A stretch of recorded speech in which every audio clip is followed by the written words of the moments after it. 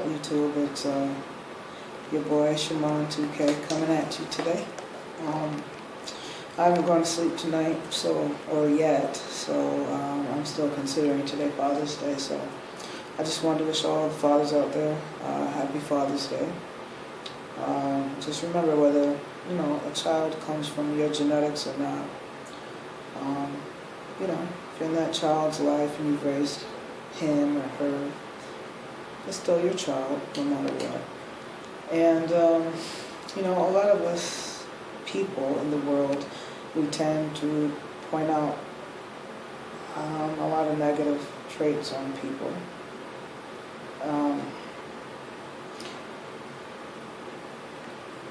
I do it myself too. I don't know about a lot. It's my intentions to help people to become better. But nonetheless, I'm not getting into that right now. So anyways, happy Father's Day to all of you. It's an emotional day for me today. For one, I thought I would be a father by the age 34. I'm not, but I've helped raise a lot of children. While it makes me sad, I can look at it on the positive side and be thankful for what I have done. But it's an emotional day for me because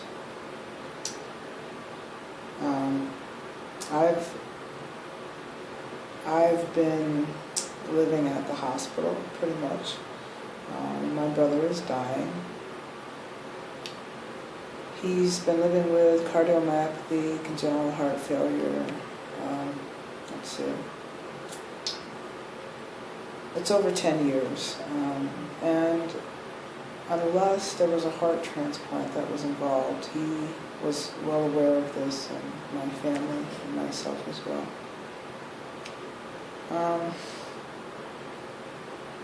I really don't know how to talk about something like this, other than to state the facts. And I'm a very spiritual person, meaning I can heal some people, certain things, ailments, heal myself. I study chakras, crystals. And I am religious. At the end of the day, though, there's nothing that is going to keep my brother alive. And some of you may say, you're being negative or you don't have hope. Oh, I have plenty of hope, actually. I have a very beautiful story. This past Wednesday, I think I had stayed 2 nights in a row, and I was really, really tired. For one, I have multiple sclerosis, and the 3 main symptoms I have are pain, fatigue, and insomnia. Go figure that, right? So my brother told me to take a nap. He said, "Sis, go take a nap." Yes, I'm an FTM and I'm starting hormones. But, I don't expect certain people to be able to change. He respects my decision and my choices, actually. He's been very encouraging.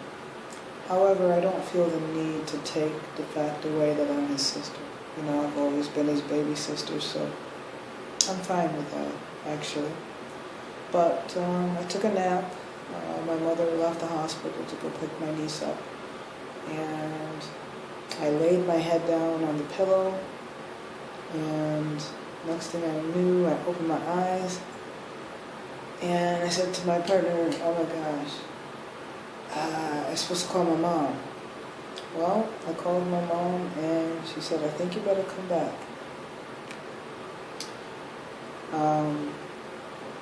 I came back to the hospital. I can say I was speeding on the highway, but I did it in a safe way. And I kind of had the mindset that I didn't care if the cops were to pull me over because, hey, if that was my brother's last breath, so I wasn't gonna miss that to save for anybody, to save my life. We got here, he could not open his eyes, and I kind of came in like a whirlwind, but I don't feel bad about it because it was okay with my mother, and the chaplain kind of looked at me and was like, "Well, who's this person?" I needed to talk to my brother. I wanted to tell him, you tricked me, I wanted to be here for that. And he's not nervous to go with the Lord. He's not nervous to go to his second home. He's not nervous for the grand celebration, the big shebang. He's not nervous. What he feels bad for is the fact that he's going to leave all of us behind in the flesh. And I understand that. My niece has told me I'm my brother's keeper, and I know what that saying means, but I didn't know what that meant for me. But I do now. I have become shielded almost like with a plastic bubble wrap of negative energy, and where I'm getting this enormous amount of second, third, and fourth winds, I have no clue. No clue at all.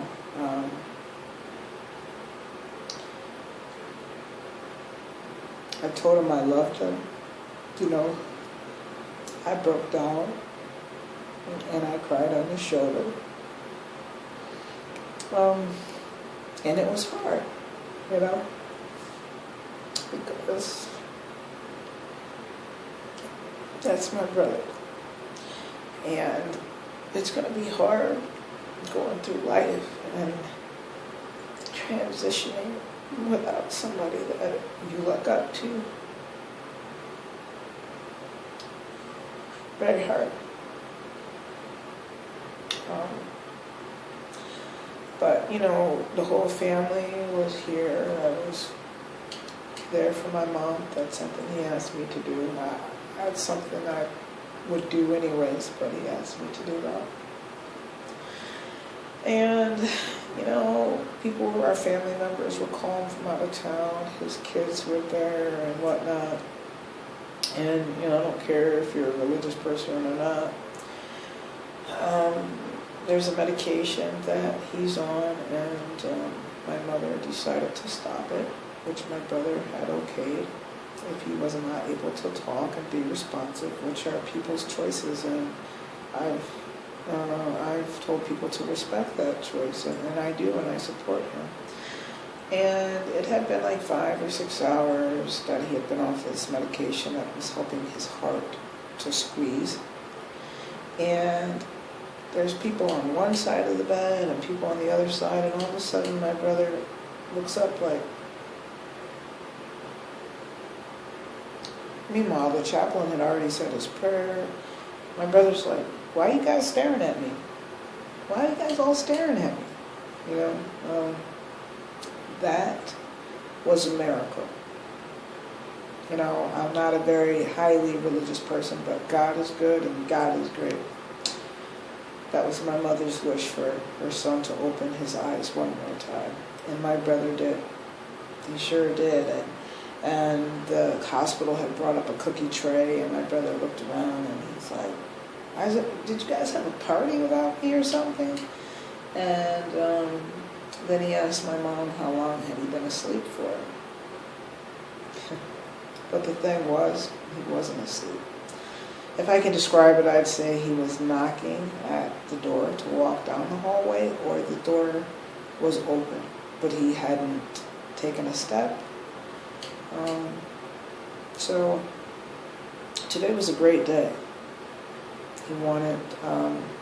He came, he popped up, and God sent him back to me. And I spent the night, of course, that night, and I watched him the whole night. We ordered pizza, and after that he started to drift off again.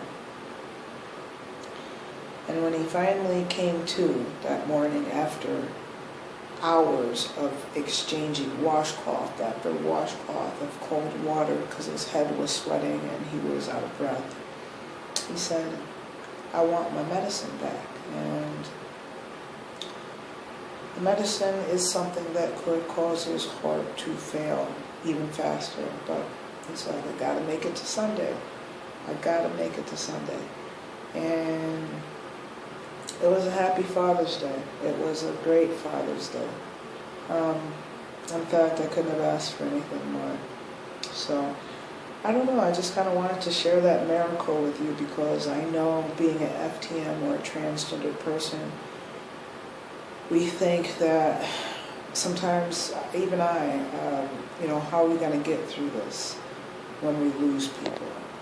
And so I guess that's kind of what made me think of this, because I'm losing my brother. And even though I look forward to transitioning forward, I still am leaving behind the person that I have been for 34 years of my life, and it's not easy. It's just not easy. I don't care what anybody says, it's not easy. So, I just wanted to say to all of you, there's hope. If there is a will, there is a way. And not just about somebody dying. I mean your life. If there is a will and you put your mind to it, there's nothing that you can't do. And my brother has told me, he said, sis, do not do what you want to do in transition if you feel that that is going to increase the quality of your life. And I can't tell you what that meant and what it means to me to have him say that. Because all I can think of is my mother losing a son, and now she's losing a daughter. And it made me feel very guilty. And I don't know. I just wanted to share that with you. It was a great Father's Day, and I don't necessarily remember who I've spoken to on YouTube that is a father and who's not a father, but to those of you that are fathers, mad props to you. And keep on trucking, hang in there, you know what I'm saying? Mind, body, and soul. Life is beautiful. Life is great. So just remember that every day that you wake up, you don't have to say good morning. You don't have to say, I don't know, you can say, when I wake up, I say happy Monday, happy Tuesday, happy Wednesday, happy Thursday. Why? Because it's another day that I'm alive. Hey, I'm not a morning person, so I'm not going to front. It might not be a good morning, but it's a happy day. And I want to leave 4 things with you that my brother has instilled within people that have come through his room. It's not I'm sorry, it's I apologize. Because what are you sorry for?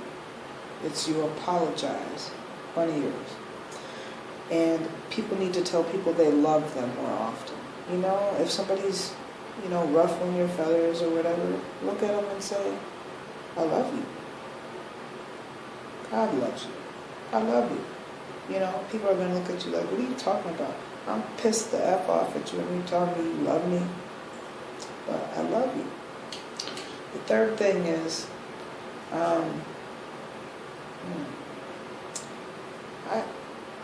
can't remember exactly what the third thing is, but I know the fourth one, at least the way it's written on his board, is never say goodbye, it's I will talk to you later, because goodbye is permanent. And it takes a lot of getting used to, but I have been working on it really hard. Instead of saying goodbye, you can say, okay, have a good night, talk to you later, because a goodbye is permanent.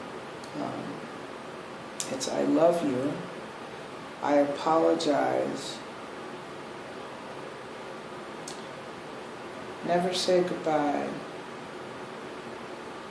and I don't know, I can't remember the other one, and that's sad, but I will make sure to leave it in the description, because that's something he wants to leave. He wants to leave that message. He wants people to remember him for that. And also the message I want to leave with you guys is it's never too late to change your life. It's never too late to change the way you think. It never is. It doesn't matter what you've done, what wrongs you have done.